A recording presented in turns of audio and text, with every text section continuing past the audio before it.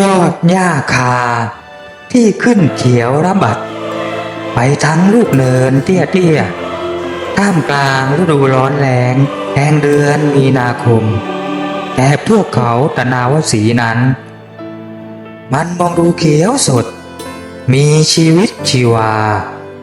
ตัดกับความแห้งแล้งที่อยู่รอบๆตัวของมัน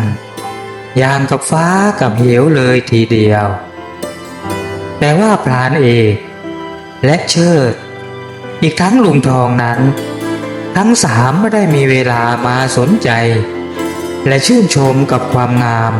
ตามธรรมชาติแบบนี้มากมายเท่าไรนะนั่นก็เป็นเพราะว่าทั้งสามคนกำลังมุ่งหน้าตามรอยช้างตัวหนึ่งซึ่งเป็นช้างบ้านแต่ว่ามันกระทืบบ่าวสุนทรควานของมันจนดับคาตีนด้วยสาเหตุใดนั้นยังไม่มีใครให้คำตอบได้เนื่องจากว่าตอนนั้นที่สวนท้ายบ้านของสุนทรซึ่งอยู่ติดเทือกเขาตะนาวสีไม่มีใครอยู่เพื่อที่จะรู้เห็นเหตุการณ์เลยมีเพียงเจ้าดาบหมาเฝ้าบ้านตัวหนึ่งแค่นั้นเองที่นั่งเฝ้าศพเจ้าของอยู่ไม่ห่างส่วนเจ้ามีชัยช้างของสุนทรนั้นหลังจากกระทืบเจ้าของมันก็หนีเตลิดหายเข้าไปในป่าตะนาวสีแห่งนี้ได้ราว3 วันแล้วและสุดท้ายการตามหาตามล่าเจ้าช้างนั่นก็ไม่พ้นมือเอกเชิดและลุงทองเช่นเดิมเพราะมีอยู่แค่ไม่ถึง7-8 คนเท่านั้นในตำบลนี้ที่เป็นพรานมือจักราดพร้อมที่จะฟาดฟันกับทุกสถานการณ์ในป่ากว้างเชกเช่นเทือกเขาใหญ่โบราณน้ำตะนาวสีอันยาวเหยียดและตั้งขวางทะมึนเป็นปราการธรรมชาติกั้นเขตแดนไทยกับพม่าเพื่อนบ้านนั่นเองทั้ง3 คนหยุดพักเหนื่อยที่ดงหญ้าคาแห่งนี้ที่ยังพอมีไม้ยืนต้นขึ้นแซมเป็นระยะอยู่บ้างแต่ขนาดไม่ใหญ่โตนักดูลักษณะสถานที่แห่งนี้แล้วน่าจะโดนไฟป่าเล่นงานเป็นแน่เพราะว่าร่องรอยยังพอมีเหลือให้เห็นอย่างค่อนข้างชัดเจนไม่ว่าตอไม้ที่ดำเป็นตอตะโกและเหลืออยู่แค่ซีกเดียวอีกทั้งเศษซากเปลือกหอยและสัตว์อื่นๆเช่นกระดองของเต่าภูเขาทำให้ดูปราดเดียวก็รู้ว่าต้องโดนไฟป่าเข้าแล้วและหญ้าคาที่งามระบัดนั่นก็เป็นหลักฐานชิ้นเอกเพราะหญ้าคานั้นมันชอบไฟนักยิ่งโดนไฟมันยิ่งงอกงามอย่าบอกใครเลยทีเดียวเชียวผมว่ามีชัยนะต้องตะเลิดเข้าดงใหญ่ทางลูกควรนี่แหละพี่ทองพรานเอกชายวัย40หันไปบอกกับลุงทองที่กำลังควักมวนบุหรี่ขี้โยออกมาจุดสูบแต่แกรู้ได้ยังไงวะเอกรู้ว่าเห็นรอยมันแล้วลุงทองย้อนถาม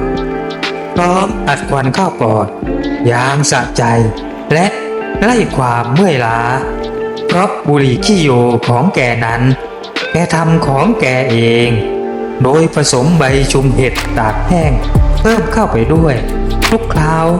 กับน้ำผึ้งป่าที่หอมหวานด้วยมวลดอกไม้นานาพันธุ์ทำให้เมื่ออัดควันเข้าไปมันชุ่มชื้นหัวใจเป็นยิ่งนักลุงทองคิดอย่างนั้นและเพื่อนของแกต่างก็ยกนิ้วให้กับฝีมือ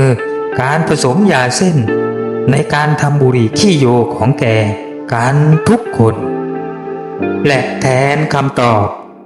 พรานเอกก็ชี้มือให้เชิดและลุงทองดูต้นไม้ขนาดโคนขาอวบๆต้นหนึ่งต้นไม้นั้นมันมีรอยพูด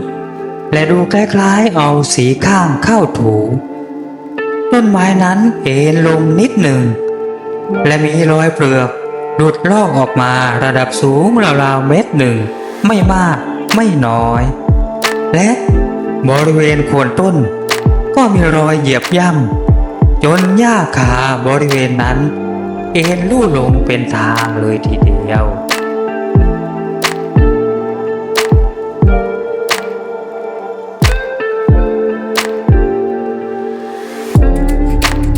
เชิดเดินเข้าไปดูร่องรอยเหล่านั้นเขามองไปข้างหน้าในระยะไกลก็มองเห็นแนวการเดินของเจ้ามีชัยมันเดินตัดหายเข้าไปในดงใหญ่เบื้องหน้าและแน่นอนมันต้องเดินตัดข้ามเขา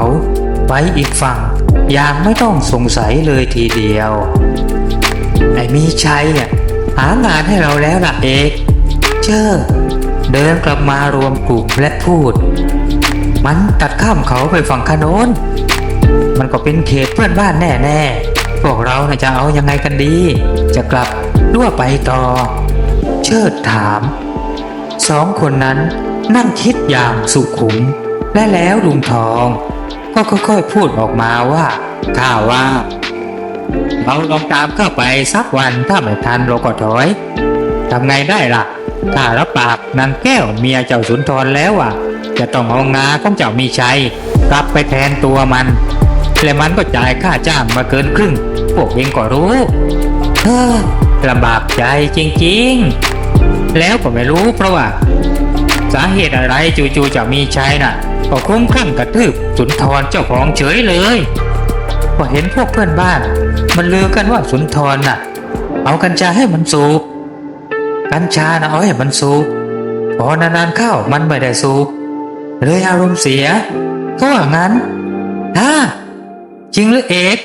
ใครบอกแกพวกพักพวกมันนั่นแหละพูดกันในงานศพผมก็ถามเขาว่าแล้วช้างมันสูบเป็นเหรอเขาบอกว่ามันสูบเป็นสูบกระบ้องไม้ไผ่นั่นแหละสุนทรหัดมันสอนมันตั้งแต่รุ่นเอกบอกทั้งสองอย่างจริงจังมันก็เป็นไปได้นะลุงทองคล้อยตามช้างมันฉลาดมันเรียนรู้ไวเสียแต่ว่าสุนทรไปหัดมันผิดก็เลยต้องชดใช้ด้วยชีวิตนางแก้วเมียสุนทรแค้นมากที่สัตว์ที่มันเลี้ยงไว้มันเรียกคุณก็เลยจ้างพวกเรามานี่แหละลุงทองพูดพลางถอนหายใจ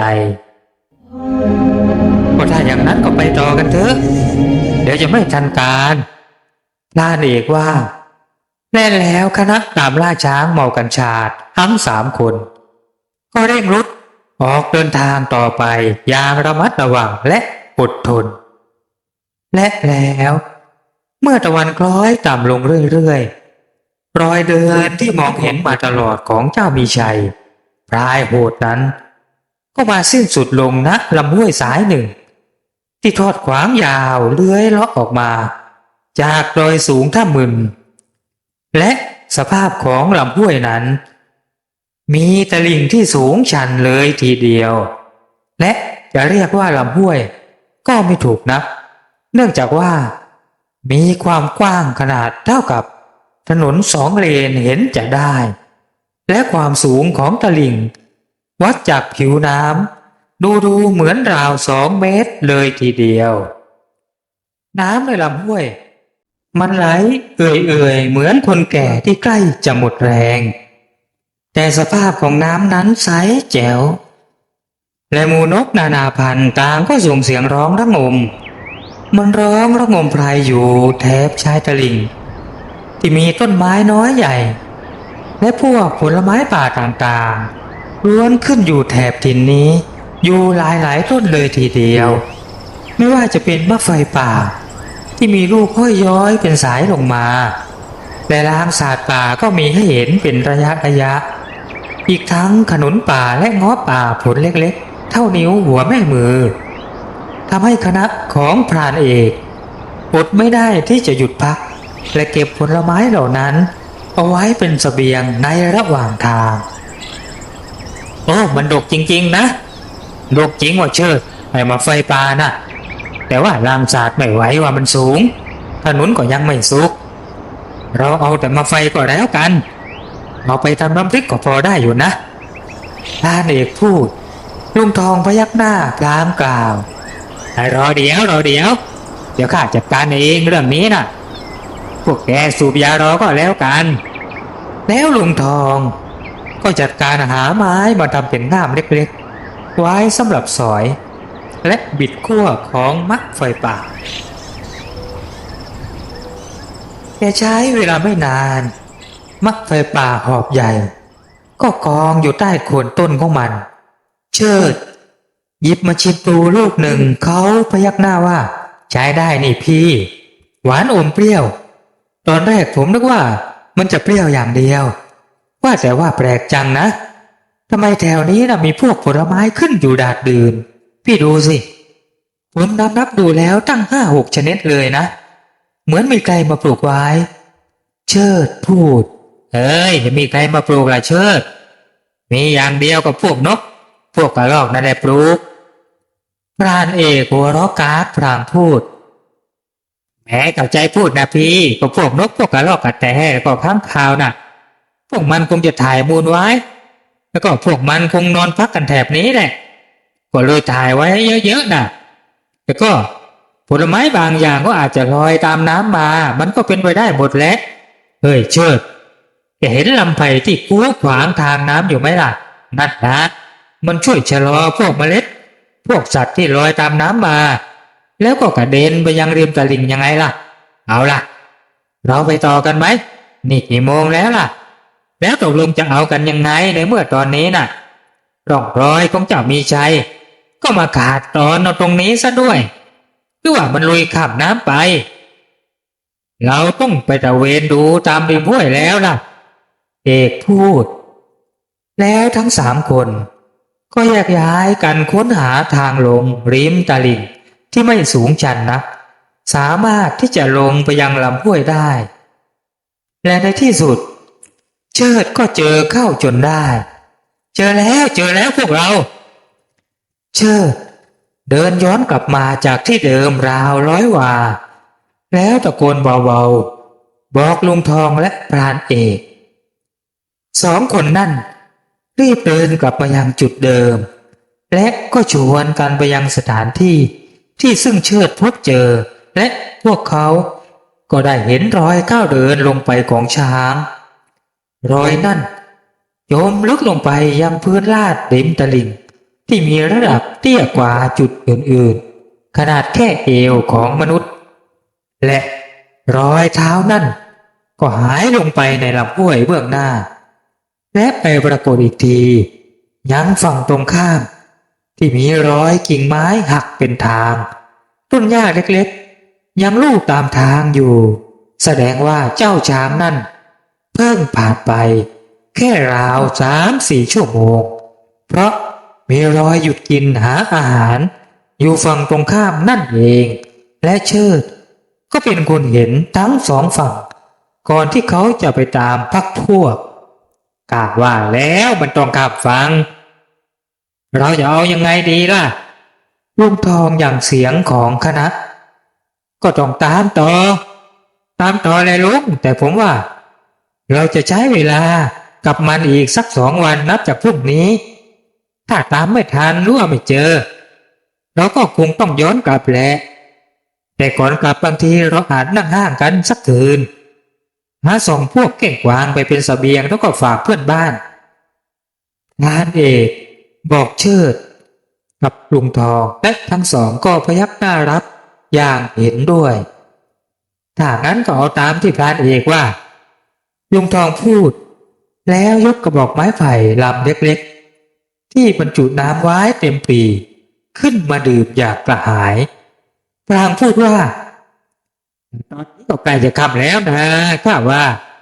เราข้ามฝั่งไปฝากโน้นแล้วก็หาที่เหมาะๆพักนอนกันก่อนนะเราต้องเร่งทำอาหารด้วยโดยจะค่ำสักก่อนว่าแต่ว่าพวกเองน่ะมีเบ็ดกันมาบ้างหรือเปล่าวะ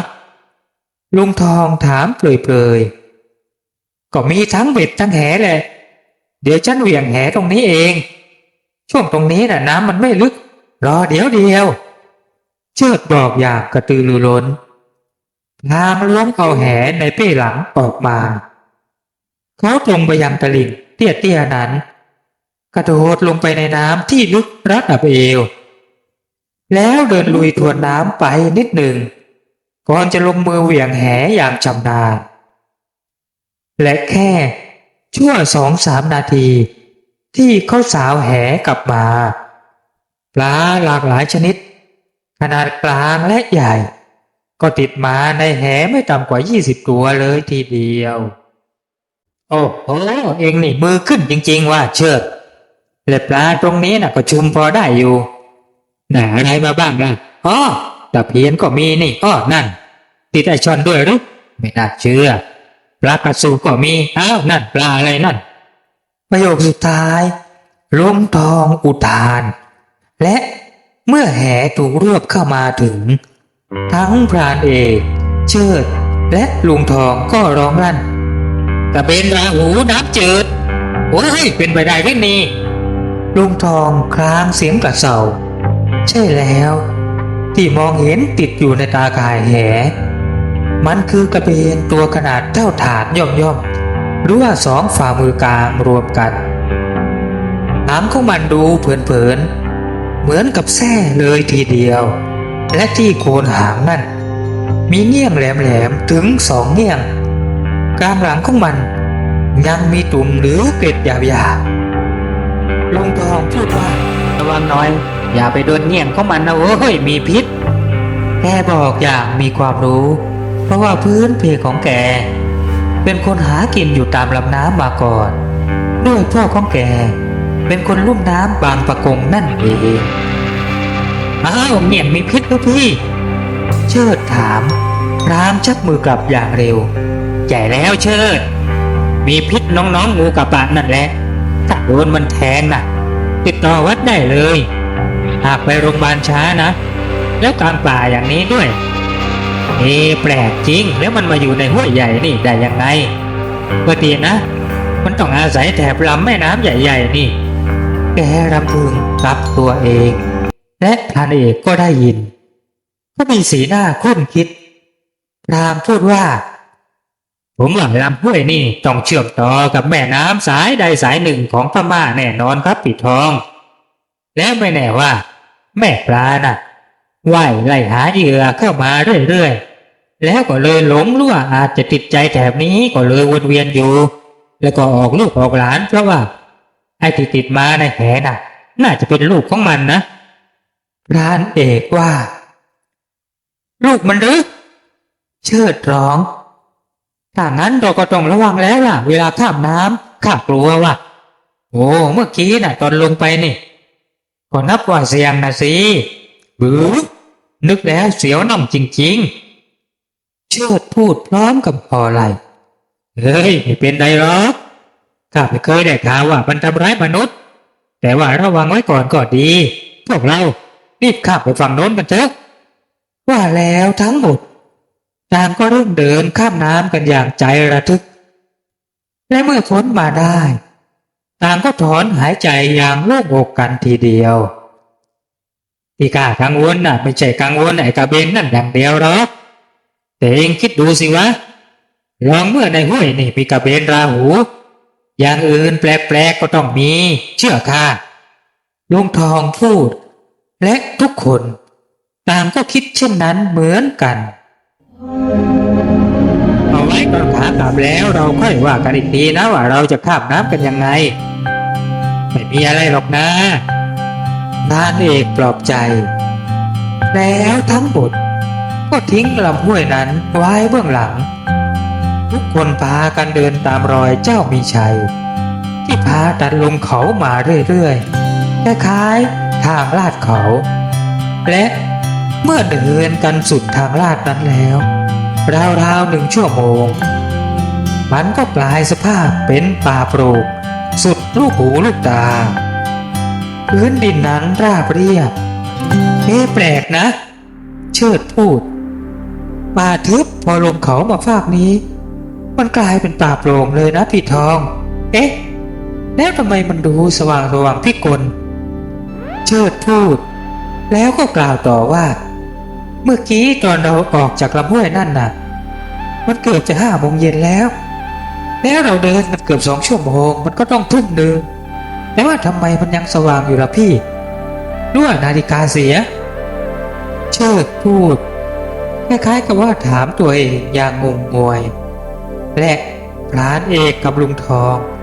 ก็พลอยเอกใจไปด้วย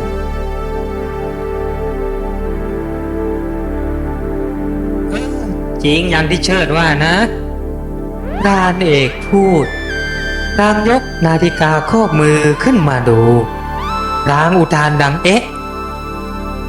นาฬิกาตายเขาพูดแต่มองดูที่หน้าปัดที่มันหยุดเดินอยู่ที่6 โมงเย็นพอดีลุงทองยกของแกขึ้นมาดูบ้างมันก็เป็นนาฬิกาที่มีเข็มทิศด้วยแต่ก็ปรากฏว่าหยุดเดินเหมือนกันที่6 โมงเย็นและเข็มทิศนั้นรับมีอาการแปลกๆโดยมันหมุนชี้ไปมารอบๆทิศทางคล้ายๆควบคุมไม่ได้ลุงทองยื่นให้ทุกๆคนดูสิ่งแปลกนั้นและเชิดกับพรานเอกก็ครางฮือออกมาอย่างค่อนข้างตระหนกเข็มทิศที่ลุงทองให้ทุกคนดูบัดนี้มันหมุนติ้วๆเป็นวงกลมและก็คงจะไม่มีทีท่าว่าจะหยุดเชิดกัดริมฝีปากอย่างใช้ความคิดและเขาก็พูดขึ้นมาว่าแม่เล็กแน่แล้วอะไรนะเชิดเองว่าอะไรนะลุงทองถามแม่เหล็กนะพี่พวกเราเข้ามาอยู่ในรัศมีแม่เหล็กก้อนใหญ่แล้วล่ะผมว่าคงฝังอยู่ใต้พื้นที่เราเหยียบกันอยู่นี่แน่ๆเชิดพูดอย่างมั่นใจและพรานเอกก็คิดว่าน่าจะเป็นอย่างนั้นแน่นอนก็แล้วเราจะเอายังไงกันต่อล่ะวะทีนี้น่ะแล้วอย่างที่เชิดมันว่าดูสิข้าว่าเวลาตอนนี้คงจะอยู่ในช่วงสายของวันนะแปลกจริงๆและก่อนที่ทุกคนจะคิดการอะไรกันต่อไปนั้นจับทันพวกเขาก็ได้ยินเสียงปูแหลมเล็กดังขึ้นยาวๆตอนแรกเสียงนั้นก็ดังขึ้นทิศทางเดียวอยู่เบื้องหน้าที่เป็นแนวป่าโปร่งแล้วไม่กี่อึดใจต่อมาเสียงกูวูแหลมก็ดังขึ้นรอบทิศทางและบีบกระชั้นเข้ามาเรื่อยๆใกล้ขึ้นทุกทีเฮ้ยอะไรวะพรานเอกอุทานอย่างตระหนก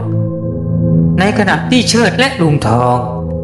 ยังคุมสติได้มั่นเนื่องจากมีประสบการณ์การเดินป่าอย่างโชคโชนและทั้ง2 คนเคยหลงเข้าไปในเมืองลับแลด้วยกันมาแล้วเมื่อคราวไปต่อนกเขาทั้งคู่กระชับปืนในมือมั่นพรางค่อยๆถอยหลังพาตัวเองไปเพียงแอบต้นไม้ใหญ่ต้นหนึ่งแล้วกวาดสายตามองไปรอบๆในขณะที่พรานเอกค่อยๆก้มตัววิ่งเข้ามาสมทบอย่าตกใจตั้งสติไว้เชิดบอกกับพรานเอก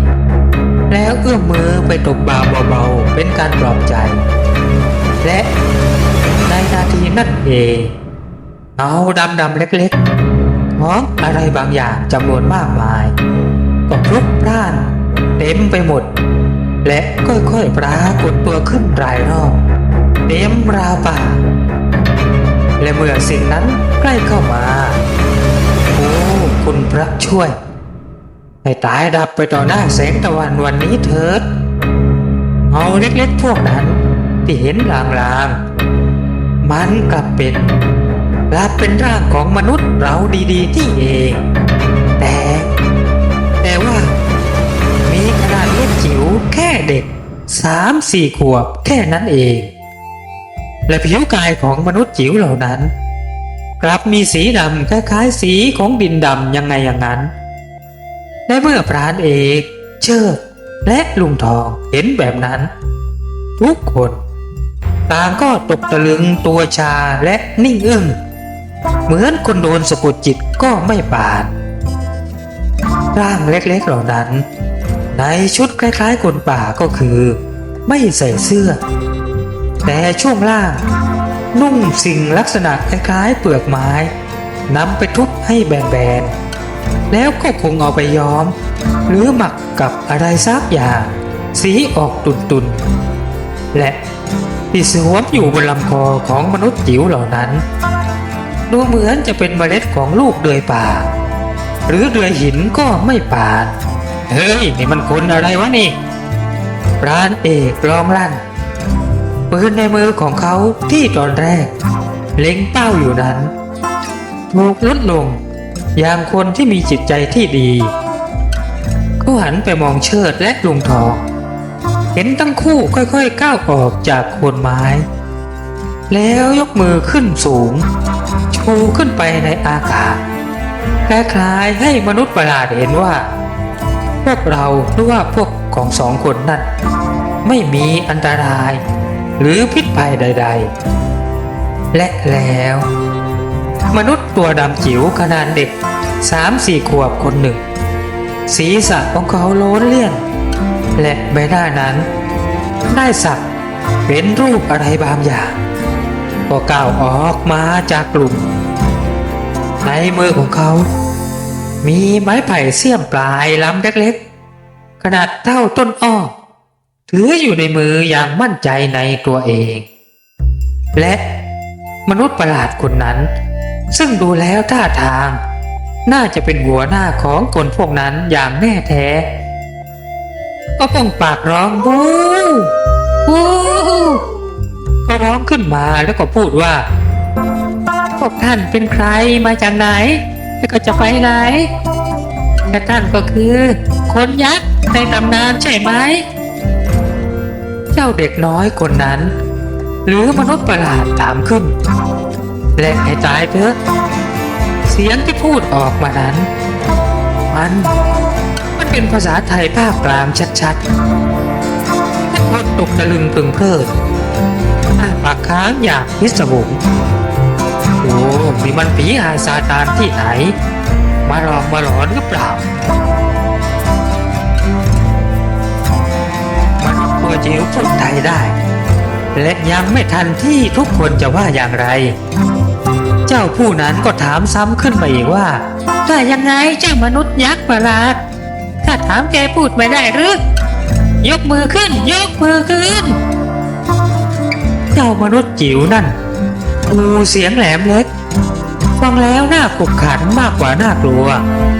เชิดปล่อยก๊าซออกมาทำให้พวกมันที่รายล้อมอยู่สะดุ้ง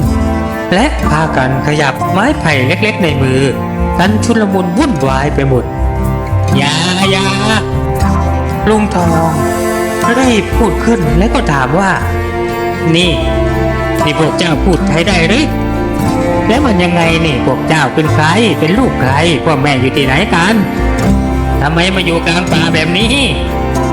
ลุงทองถามและพรานเอกกับเชิดก็ยืนรอฟังคำตอบอย่างใจจดจ่อพูดไทยอะไรนะอะไรคือพูดไทยข้าก็พูดแบบนี้มาตลอดนี่นะแล้วเจ้าน่ะพูดภาษาของเราได้ด้วยหรือเจ้าตัวหัวหน้าย้อนถามอย่างงงงวยแล้วก็ลดอาวุธไม้ไผ่ในมือลงพูดต่ออีกว่าและที่ถามถึงพ่อแม่ข้าน่ะข้าไม่ใช่เด็กๆแล้วนะเว้ยเฮ้ยข้าน่ะบลังปีนี้ข้า30 ฝนแล้วส่วนบริวารข้าล้วนผ่านมาหลายฝนทั้งนั้นบลังตอบอย่างงุนงิดที่พวกลุงทองพูดทำนองว่าพวกเขาเป็นเด็กบ้านข้าอยู่ในป่านี้เขาพูดต่อเอาล่ะตอบมามนุษย์ยักษ์พวกเจ้าเป็นใครถึงหลวงล้ำเข้ามาในอาณาเขตแห่งเราผู้เป็นใหญ่เหนือภูเขาไตรเทพนี่เจ้าบอกว่าเจ้าอายุ30หรือลุงทองย้อนถามโอ้จำหน้าประหลาดเอาล่ะ ถ้าจะตอบพวกเจ้าก่อน ลุงทองว่า พวกเรา3 คนข้าชื่อทอง และนั่นเอกกับเชิดพวกเรามาตามช้างบ้านแล้วก็อยู่ๆก็มาเจอกับพวกเจ้านี่แหละ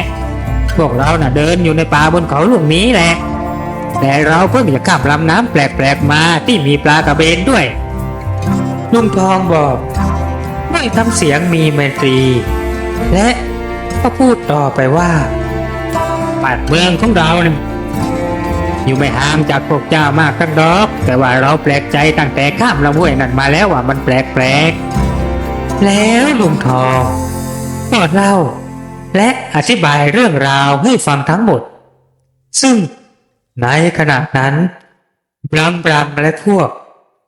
ต่างก็รายล้อมมาฟังอย่างสนใจ และเมื่อฟังจบพวกเขาเหล่านั้นก็เริ่มมีท่าทีเป็นมิตร และ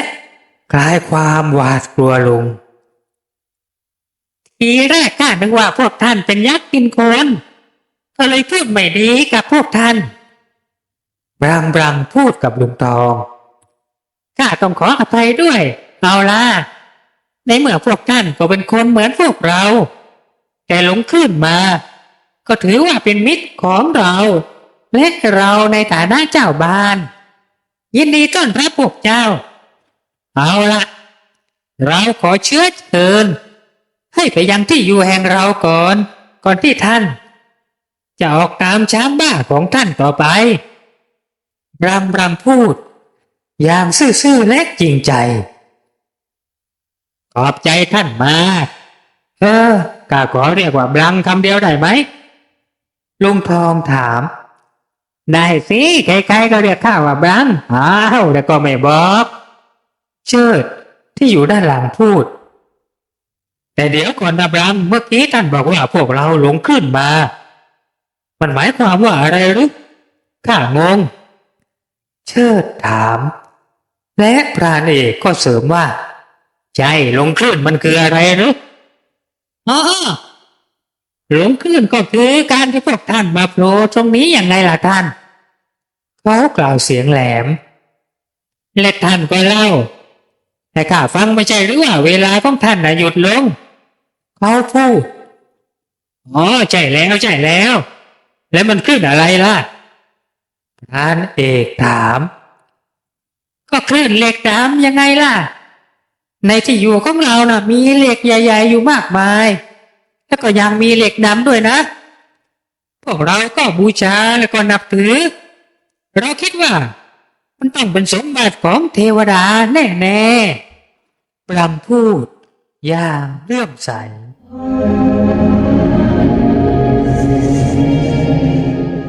เชิดฟังที่บรัมพูดแล้วก็เริ่มที่จะนึกอะไรออกลางๆก็หันไปบอกพรานเอกและก็ลุงทองว่าผมพอจะรู้แล้วล่ะว่าทำไมเราคุยกันคนละภาษาแต่ว่าฟังกันรู้เรื่องแต่ว่าก็ยังไม่แน่ใจมากนักนะแต่คงไม่ผิดไม่จากที่คิดมากนักดอกครับอะไรหรือเชื่อพรานเอกถามอย่างสงสัย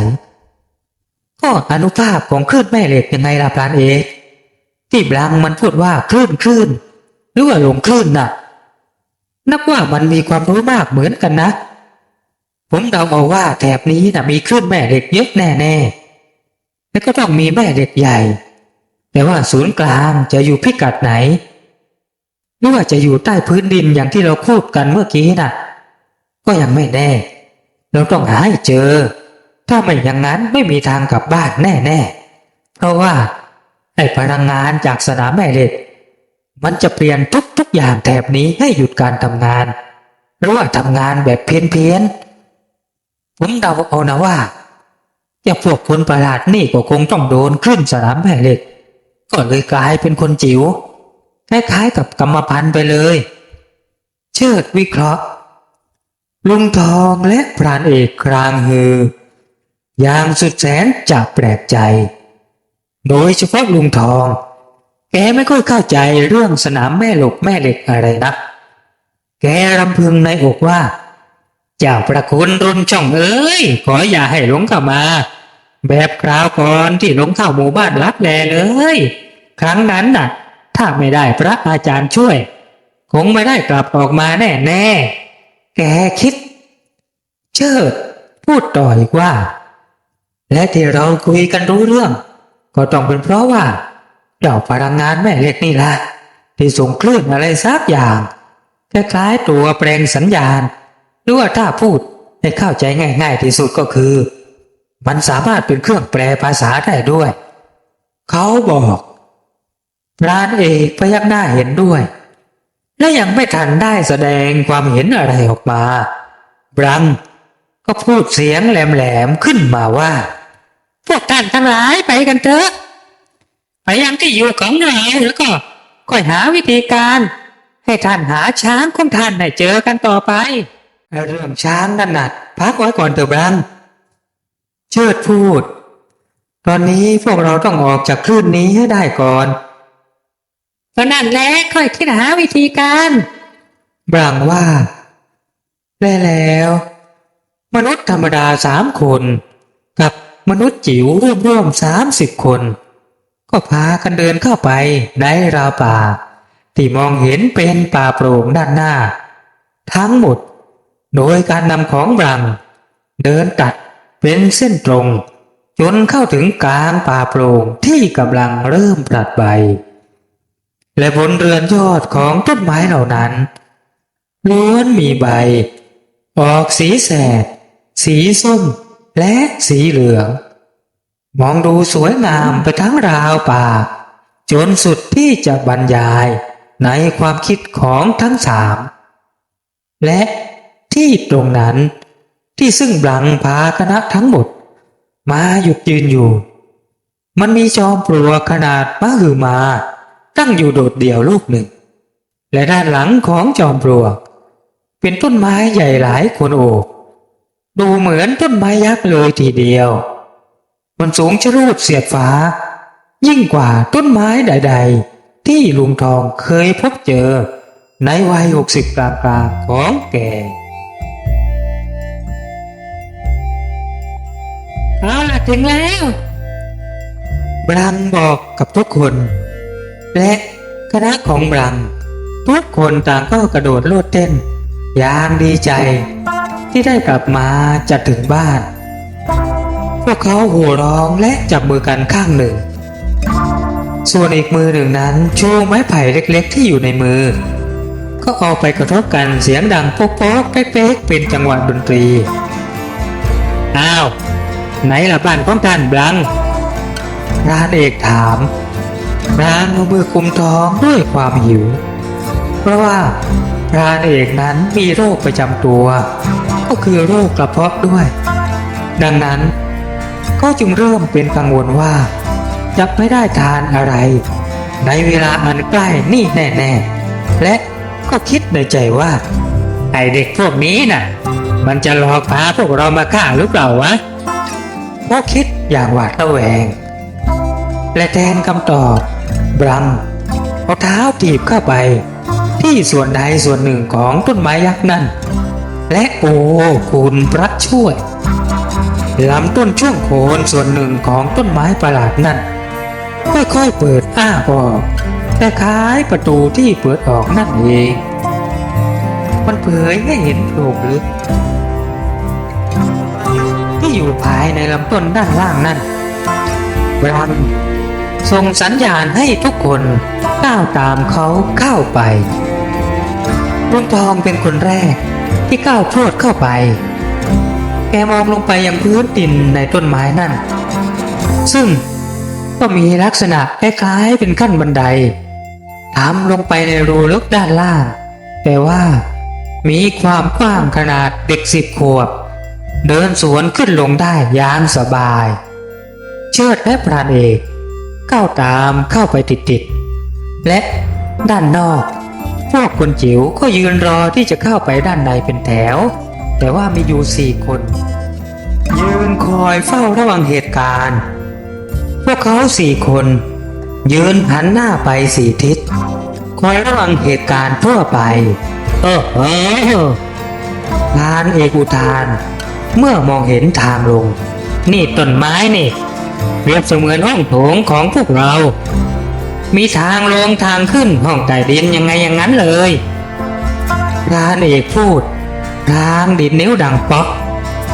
รังที่กำลังก้าวลงไปพูดสวนขึ้นมาว่าใช่แล้วท่านพรานมันเป็นห้องรั่วเมืองใต้ดินแต่เราเรียกว่ารูและพวกเราคือชาวรูหรือคนรู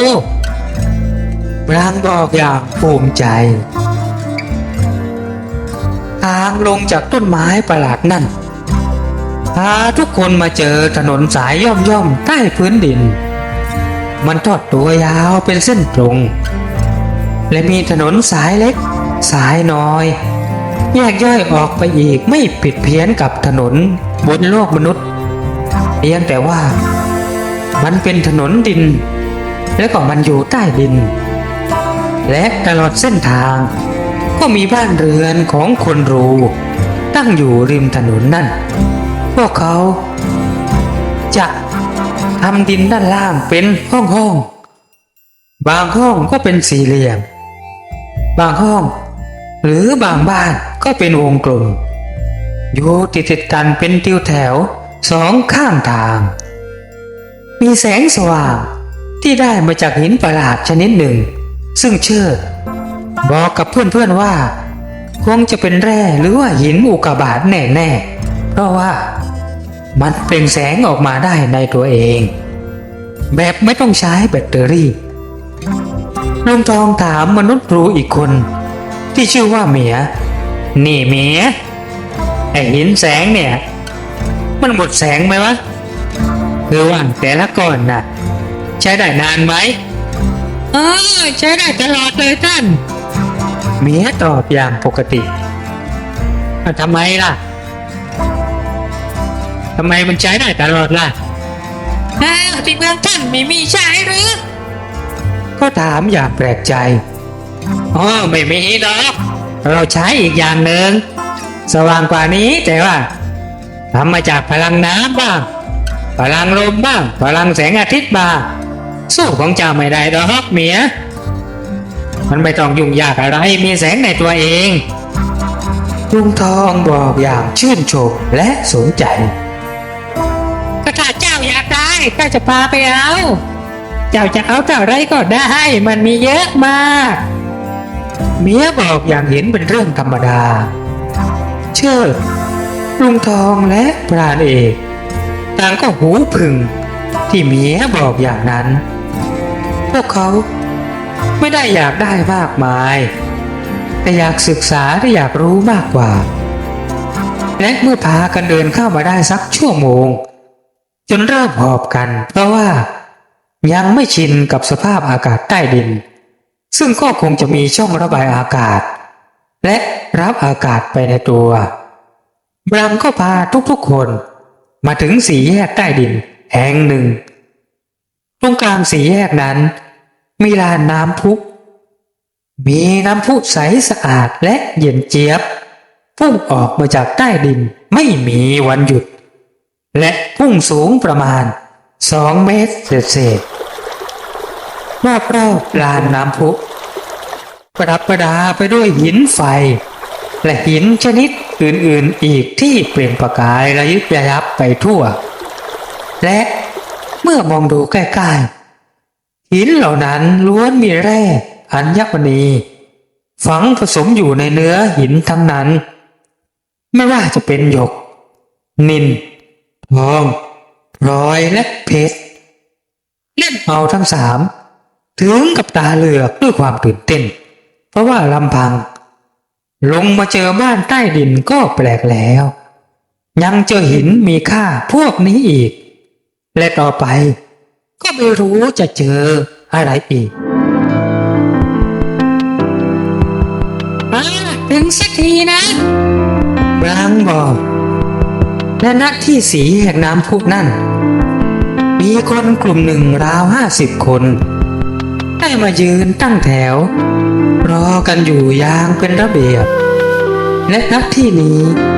คณะของลุงทองมันมีเชิดและพรานเอก ก็เพิ่งได้เห็นมนุษย์จิ๋วเพศหญิงเป็นครั้งแรกที่มายืนรอกันร่วม30 คนมากัน30 คนเลยทีเดียวและทุกคนล้วนศีรษะโลนเหมือนกับจะเป็นกรรมพันธุ์หรือว่าแพ้รังสีอะไรสักอย่างถึงได้มีสภาพแบบนี้และถ้าจะสังเกตดีๆในตาของพวกคนรู้ทั้งหมดล้วนเล็กหยีกันทุกคนนั่นคงเป็นเพราะว่าพวกเขาอยู่ใต้ดินมากกว่าบนดินใช้สายตาสู้แสงแดดน้อยนั่นเองและในกลุ่มคนทั้งหมดนั่นมี2 คนที่นั่งอยู่บนแท่นหินสีดำขนาดเท่ากับล้อรถยนต์2 คนนั่นนั่งรอจนกระทั่งบรังเดินเข้าไปหาพวกครูตัวคำนับและชี้มือมายังพวกของลุงทองชายหญิงสูงอายุที่นั่งอยู่นั่นลุกขึ้นยืนแล้วกวักมือเรียกคณะทั้งหมดให้เข้าไปหาและในขณะเดียวกันเราคนจิ๋วที่เป็นผู้หญิงก็เริ่มโปรยปลายอะไรสักอย่างที่มีกลิ่นหอมแปลกๆพวกเธอโปรยมันใส่คนทั้ง3ที่กำลังเดินเข้าไปคล้ายๆเป็นการต้อนรับที่ยิ่งใหญ่และอบอุ่นสวัสดีสวัสดีชายชราในร่างเด็กเขาผู้นั้นกล่าวออกมาเป็นภาษาไทยกลางอย่างชัดเจนเรารู้เรื่องราวของท่านหมดแล้วจากหน่วยแนวหน้าของเราขอให้พักกันให้หายเหนื่อยทำสบายเถอะขอบคุณเอ้ยชายผู้นั้นกล่าวอย่างอารมณ์ดีและมีอารมณ์ขันอยู่เป็นนิดเรามูตองแล้วก็ชาบริสเป็นหัวหน้าคนรู้แห่งดินแดนนี้และชายหนุ่มรู้ว่าบรังที่พวกท่านแต่คุยกับเขานะก็เป็นลูกชายของเราเองมูตองบอกแล้วก็กล่าวอย่างกันเองเอาละอันเอ้ยจัดการเรื่องอาหารออกมาได้เลยนะมูตองหันไปตะโกนบอกใครสักคนหนึ่งที่ชื่อว่าอันและเมื่อคณะทั้งหมดหันไปตามเสียงนั่นพวกเขาก็ได้เห็นคนหมู่หนึ่งที่เมื่อกี้ยืนรอพวกเขาอยู่นั่นพวกนั้นได้พากันยกสำรับอาหารทยอยเดินออกมายังลานน้ำพุนั่นหลายๆคนก็หอบหิ้วพวกเสือออกมาปูสำหรับรองนั่งและแค่ชั่วเวลา10 นาทีสถานที่ตรงนั้นก็กลายเป็นที่นั่งกินอาหารอย่างสวยงามและเรียบง่ายมีโต๊ะเตี้ยๆกลมๆคล้ายๆขันโตกของทางภาคเหนือวางอยู่ในวงอาหารและอาหารก็วางอยู่บนโต๊ะเตี้ยๆนั่นส่วนมากอาหารนั้นเป็นพวกหน่อไม้และหัวมันหัวกลอยมีเนื้อชนิดเดียวก็คือตัวตุ่นที่ทำอย่างอร่อยด้วยการอบมาในหม้อดินและไม่มีข้าวกินคงจะใช้พวกหัวมันและเปลือกนั่นเองแทนข้าวและอันซึ่งเป็นลูกสาวของมูตองก็คอยดูแลเรื่องอาหารการกินเป็นอย่างดีเธอยังมีเครื่องดื่มชนิดหนึ่งคล้ายๆไวน์แต่ว่าทำจากมันฝรั่งนำไปหมักและกลั่นออกมาลินแจกจ่ายมันแทบจะไม่มีรสชาติอะไรเลยแต่ว่าดูเหมือนจะมีดีกรีแรงไม่ใช่น้อยพรานเอกทานอาหารอย่างหิวโหยและทุกอย่างก็เรียบวุฒใน10 นาทีและในระหว่างกินกันซึ่งเจ้าภาพก็เริ่มกินด้วยนั้นบรังและหมูตองก็ผัดกันเล่าให้ฟังหลายเรื่องหลายอย่างมีอยู่ช่วงหนึ่งเชิดได้ถามว่าจริงๆแล้วพวกท่านก็มีความเป็นอยู่ปกติเหมือนกับพวกผมทุกๆอย่างแล้วทำไมถึงไม่ขึ้นมาอยู่บนพื้นดินล่ะท่าน มาขุดรู้อยู่แบบนี้น่ะทำไมล่ะ มันมีสาเหตุแหละเฉิดเอ้ย งูตองตอบ ถ้าจะอธิบายย่อๆนะพวกเราน่ะ ตั้งแต่รุ่นปู่รุ่นย่า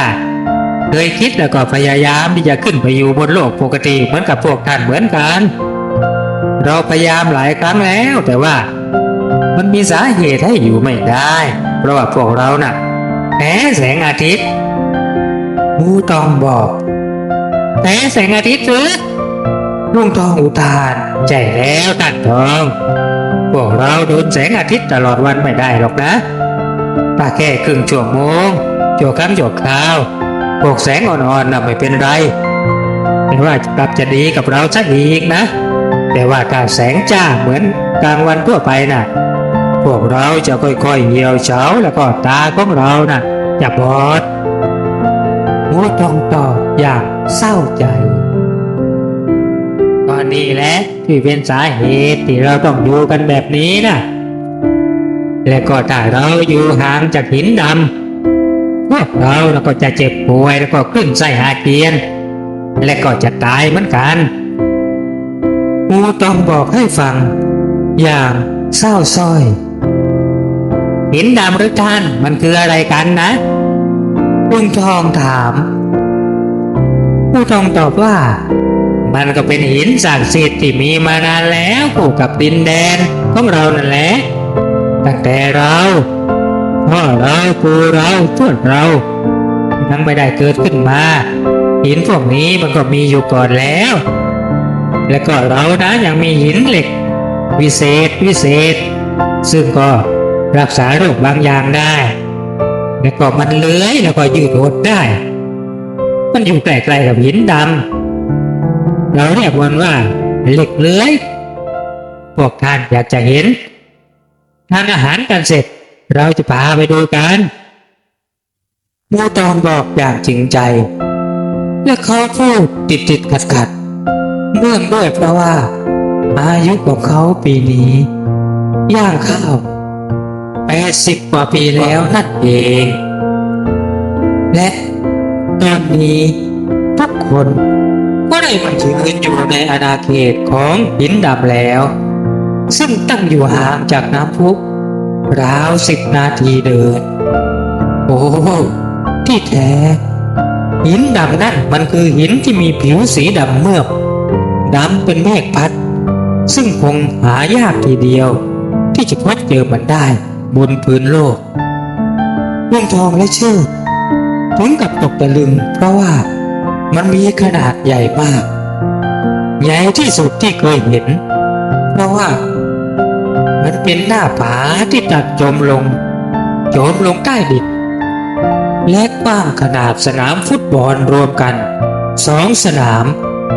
นั่นคือหน้ากว้างของหน้าผายักษ์นั่นและหน้าผานั่นเป็นสีดำมาเมือกหินแม่เหล็กนี่เชิดตะโกนออกมาใช่แล้วใช่พรานเอกบอก หินแม่เหล็กหรือว่าที่ฝรั่งมันเรียกว่าแมกเนตนี่แหละข้าเคยเจอตอนนี้นำทางเข้าป่าให้ฝรั่งแต่ว่ามันเป็นเศษก้อนเล็กๆขนาดเท่ากำปั้นแต่ว่าสีก็มันเหมือนกันเปี๊ยกเลยและในช่วงเวลานั้นทั้ง3 คนต่างก็รู้สึกเวียนหัวและคลื่นไส้เป็นกำลังซึ่งจู่ๆก็เป็นขึ้นมาพร้อมกันเชิดรีบบอก2 คนทันทีพวกเราถอยออกจากตรงนี้ก่อนเราโดนขึ้นแม่เหล็กแล้วเต็มถ้าไม่อยากเป็นหมันลวดตาบอดรีบถอยแล้วก็บอกพักพวกแล้วก็หันไปบอกปลังกับมูตองว่าพวกเราแพ้หินดำของท่านเราต้องอยู่ห่างกว่านี้หน่อยได้เลยท่านมูตองรีบบอกแล้วก็พาทั้ง3เลี้ยวออกไปอีกด้านที่มีเหลี่ยมนูนก่อนได้บังเอาไว้และบังที่มาด้วยก็พูดว่าไอ้ล่ะท่านจะปลอดภัยเมื่ออยู่ตรงนี้นะต้องขอโทษทีจริงๆแล้วข้าต้องพาท่านไปที่เหล็กเลื้อยก่อนเพราะว่ามันจะแก้แพ้หินดำได้จากนั้น ถึงค่อยไปที่หินดำข้าก็ลืมไปเอาหลักไปกันเถอะข้าจะแบ่งให้ท่านนำติดตัวไว้แล้วท่าน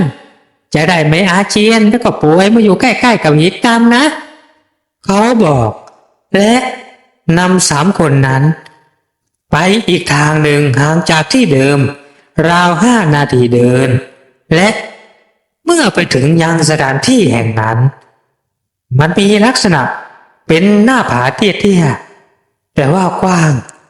และให้ตายเถอะที่เป็นเส้นยาวๆขนาดเท่ากับโคนขาของผู้ใหญ่นั่น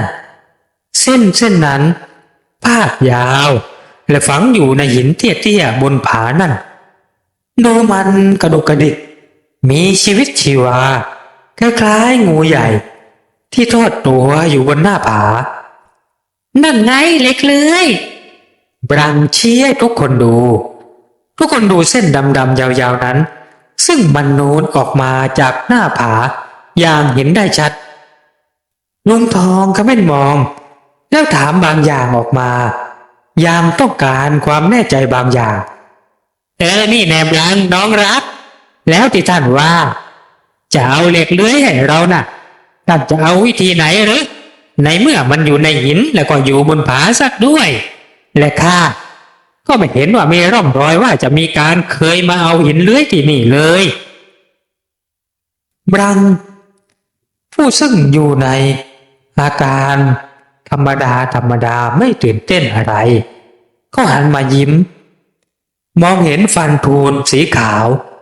ก่อนที่จะเอ่ยว่าง่ายได้มากท่านเหล็กเลื้อยนั่นน่ะมันชอบกินของหวานๆโดยเฉพาะน้ำผึ้งแล้วก็ที่นี่น่ะถ้าใครอยากจะได้เหล็กเลื้อยก็ต้องเอาน้ำผึ้งมาล่อ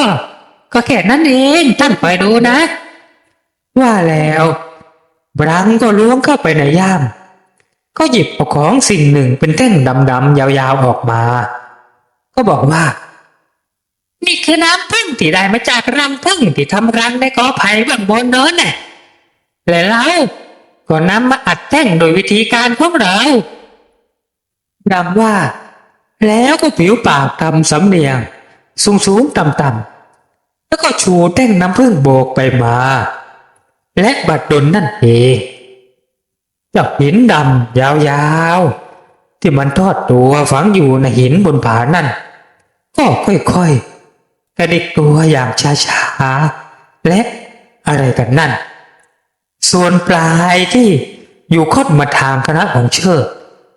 ได้ค่อยๆเลื้อยพรวดออกมาจากผาหินคล้ายๆกับใครกระชากท่อแป๊บออกจากรูยังไงอย่างนั้นและที่น่าตกตะลึงก็คือเจ้าเหล็กประหลาดนั่น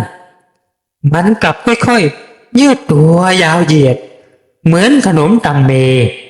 ที่เด็กๆสมัยโบราณชอบกินมันยืดยาวออกมาเรื่อยๆจนถึงตัวของบรังที่ยืนชูแท่งน้ำผึ้งและลุงทองกับเชิดก็อุทานออกมาพร้อมกันว่านี่มันเหล็กไหลท่านนี่นะและนาทีนั้นบรังที่คอยทีอยู่แล้ว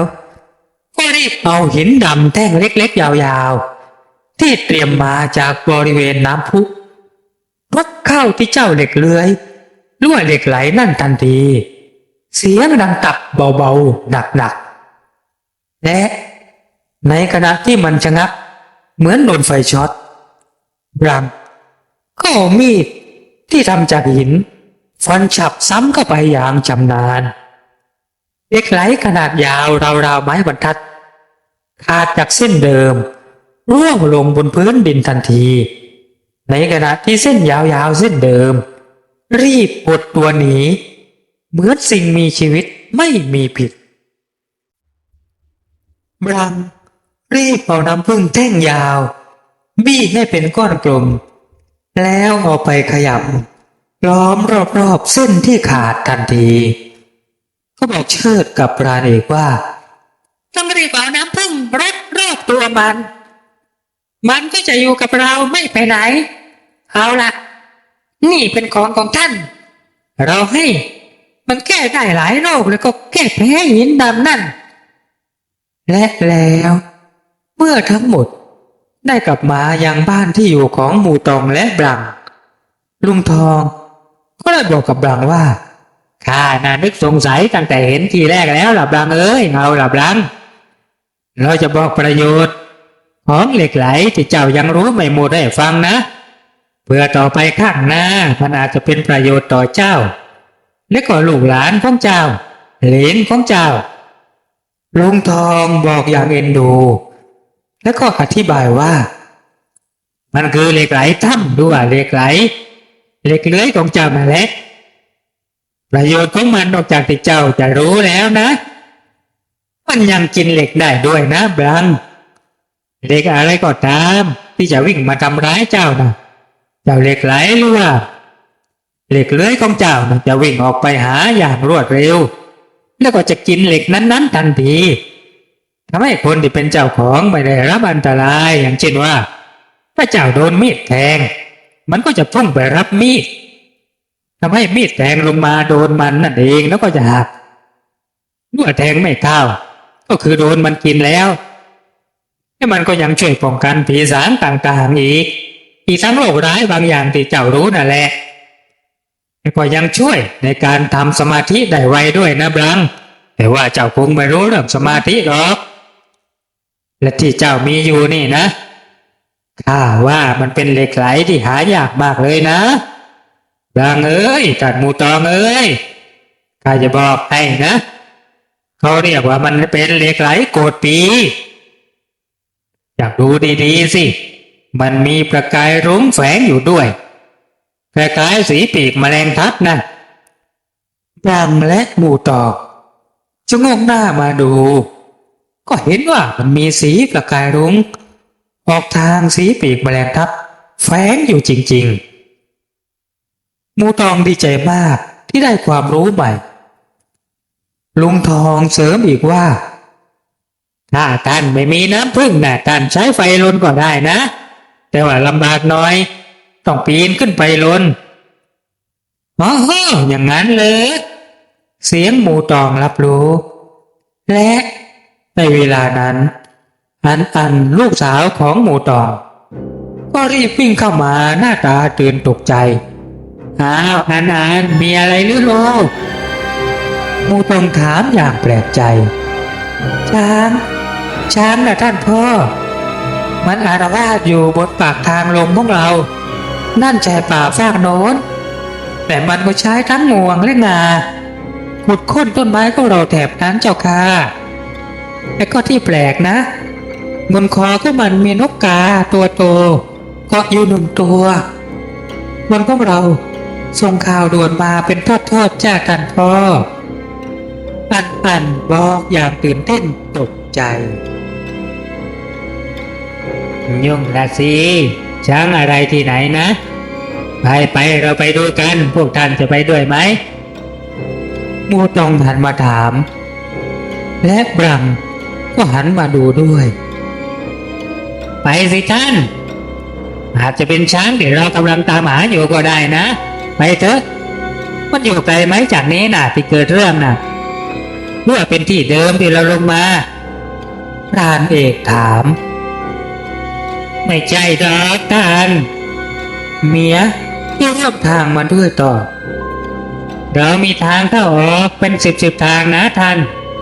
ทางที่ท่านเข้ามาน่ะเป็นทางสำหรับหัวหน้าเท่านั้นท่านรู้ไหมบริเวณที่พวกท่านพักกันครั้งแรกที่เราเจอกันน่ะก็มีทางเข้าออกแต่มันไม่ใช่ทางของเราเป็นของอีกคนหนึ่งเราก็เลยพาท่านมาตามทางที่ท่านเห็นอ๋อมันเป็นอย่างนี้หรอกหรือลุงทองอุทานทั้งหมดเดินกันไปคุยกันไปจนในที่สุดเมียก็ส่งสัญญาณให้หยุดทางค่อยๆไต่ขึ้นด้านบนและมาโผล่ในโพรงไม้ต้นหนึ่งและด้านนอกนั้นมีเสียงคำรามและอารวาสของช้างดังให้ได้ยินชัดเจนอยู่ใกล้ๆบลังและเมียมีไม้ไผ่เป็นอาวุธแล้วพวกเขาไม่มีความหวาดกลัวเลยแม้ว่า จะตัวจิ๋วเล็กนิดเดียวและที่ตรงนั้นลูกน้องของบังกำลังหลอกล่อเจ้าช้างตัวนั้นอยู่ซ้ายทีขวาทีเป็นวงกลมจนช้างท่านหัวหมุนและยิ่งคลุ้มคลั่งท่านเอกเชิดและลุงทองขมิ้นมองและก็อุทานออกมาว่าไอ้มีใช้แน่แน่ดวงงาของมันสิสั้นข้างยาวข้างคือไอ้ช้างเมากัญชาแน่แน่แต่ให้ตายเถอะบนคอของเจ้ามีใจนั่นกลับมีอีกาตัวหนึ่งก็อยู่ไม่ยอมบินไปไหนมันร้องกากาคล้ายๆกับว่าจะบังคับช้างให้ทำตามคำสั่งของมันลุงทองจ้องมองกานั้นและพูดกับคณะว่า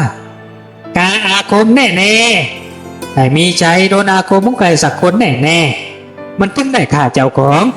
และตอนนี้คนที่ทำอาคมพงองค์อ่านคาถาเรียกมันเลยคลุ้มคลั่งหาเราว่ามันคงอยากจะกลับออกไปนะแต่หาทางออกไม่ได้นั่นเองและกานั้นก็เป็นกาอาคมที่ตามมาบังคับมันมาเดี๋ยวข้าจัดการเองเหล็กไหลก็อยู่เหล็กไหลอยู่ที่เราแล้วนี่แกพูดทางกำเอาเหล็กไหลแท่งยาวนั้นมาอมอ่านคาถาบางอย่างแล้วเอาเหล็กไหลไปแนบกับปืนลูกซองคู่กายก่อนจะเล็งไปยังช้างเจ้าปัญหาทันทีเสียงตูมสนั่นแต่สิ่งที่โดนยิงไม่ใช่ช้างแต่เป็นกานั่นขนของมันปลิวกระจายว่อนไปทั่วมันกระจายทั่วบริเวณในขณะที่ช้างนั่นร้องแปรนอย่างตกใจจนมูลของมันทะลักออกมาแล้วก็วิ่งเตลิดออกไปจากตรงนั้นอย่างไม่คิดชีวิตและไม่รู้ทิศทางและพวกของบลังต่างก็ตกใจเสียงปืนจนเยี่ยวแตกเช่นกันอย่าตกใจลุงทองปลอบทุกคนเอาล่ะเสร็จเรื่องแล้วก็ว่าเดี๋ยวไอ้มีชัยน่ะมันคงหาทางกลับจนได้ทำสัญชาตญาณของมันด้วยอาจจะตายอยู่แต่นี้ก็อยู่ที่โชคชะตาของมันนะอ้าวแล้วทำไมพี่ไม่ยิงมันล่ะเมื่อกี้น่ะเราอุตส่าห์ตามหาแทบตายพอเจอข้าวพี่ก็มายิงเชิดถามก็ตอนแรกข้ากล่าวว่าจะยิงมันน่ะแหละแต่ว่าคิดดูแล้วการที่มันสมสารมาถึงนี่น่ะมันก็เป็นการใช้กรรมแล้วแต่การที่มันทำร้ายเจ้าของน่ะก็คงเพราะว่าโดนอาคมไม่ใช่เพราะว่าเมากัญชาดอกนั่นน่ะคงเป็นการคิดกันไปเองแล้วก็เอากันไปคุยกันในวงกาแฟข้าว่านะคงจะมีการแย่งลูกค้าฝรั่งกันที่จะนั่งช้างเที่ยวกันน่ะก็เลยมีการกลั่นแกล้งแล้วก็มันเล่นกันถึงตายเลยทีเดียวแล้วจะทำยังไงกันล่ะทีนี้พี่เทิดถามก็เราก็ไปบอกว่าไม่เจอก็แล้วกันส่วนเงินค่าจ้างน่ะ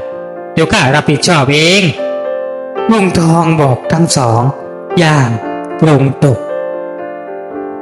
และทั้งหมดก็ได้กลับเข้าไปในรูอีกครั้งแล้วก็ได้กล่าวบอกคำล่ำลากับหมู่ตองและก็ภรรยาก็คือชาบริสรวมทั้งอันและก็ทุกคนในที่นั้นหมู่ตองได้เหมียและบลังมาส่งพวกเขาทางรูใต้ดินซึ่งไม่น่าเชื่อว่ารูนั้นช้อนชัยแล้วก็มาโผล่แถวห้วยประหลาดที่มีปลากระเบนนั่นเองเมียได้บอกว่าก็มาแถบนี้อยู่บ้างปีละ2-3 ครั้งเพื่อมาเก็บผลไม้ป่ารังได้ให้แม่เหล็กดำๆเล็กๆ3 ชิ้นแก่ทุกคนเป็นเครื่องระลึกถึงกันและก็บอกว่าถ้าอยากจะเจอกันอีกครั้งไม่ว่าจะผ่านไปกี่ฝนกี่หนาวก็ตามให้มาณริมห้วยนี้และก็เอาแม่เหล็ก3 ชิ้นนั่นฝังลงในดินสักครู่ที่ริมห้วยพวกเขาจะรับรู้ได้ทันทีเพราะว่า งั้นยังมีสัญญาณวิ่งไปตามใต้ดินคล้ายๆคลื่นอะไรบางอย่างเชิดบอกว่าคงจะเหมือนคลื่นโทรศัพท์ทุกคนกอดกันด้วยความอาลัยเชิดกับหลานเอกแน่มอบปืนกระบอกเล็ก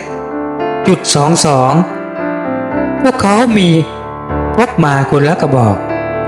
เมื่อรวมกันก็เป็น2 กระบอกแล้วก็มอบให้แก่ทั้งสองซึ่งปืนนั้นเป็นปืนสำรองในเป้ของทั้งคู่พวกเขาสอนวิธีใช้และก็บอกให้ใช้อย่างระมัดระวังพร้อมมอบกระสุนอีก4 กล่องเลยทีเดียวและเมื่อข้ามลำห้วยมาอีกฝากเมื่อหันกลับไปอีกทีป่าแถบโน้นก็ได้เปลี่ยนสภาพไปอย่างสิ้นเชิงไม่เหมือนเดิมและนาฬิกาก็กลับมาทำงานเหมือนเดิมทั้งหมดยืนจ้องมองฝั่งน้ำด้วยความตรึงใจทางลำพันออกมาพวกเขาลำพันพร้อมๆกันว่าเราจะกลับมาเราจะกลับมาเราจะกลับมาเยี่ยมพวกท่านอีก